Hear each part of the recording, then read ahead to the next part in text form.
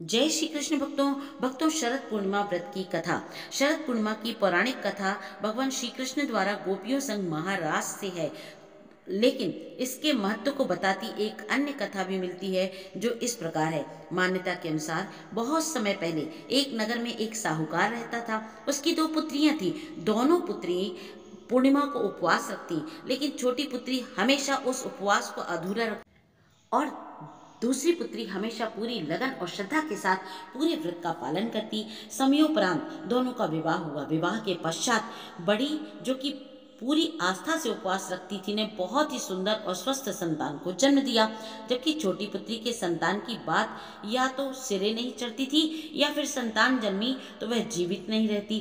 वह काफी परेशान रहने लगी। उसके साथ साथ उसके पति भी परेशान रहते। उन्होंने ब्राह्मणों को बुलाकर उसकी कुंडली दिखाई, जानना चाहा आखिर उसके साथ ऐसा क्यों हो रहा है। विद्वान पंडितों ने बतलाया, इससे पूर्णिमा के अधूरे व्रत किए हैं, इसलिए इसके साथ ऐसा हो रहा है। तब ब्राह्मणों ने उसे व्रत की विधि बताई और अश्विन मास की पूर्णिमा का उपवास रखने का सुझाव भी दिया।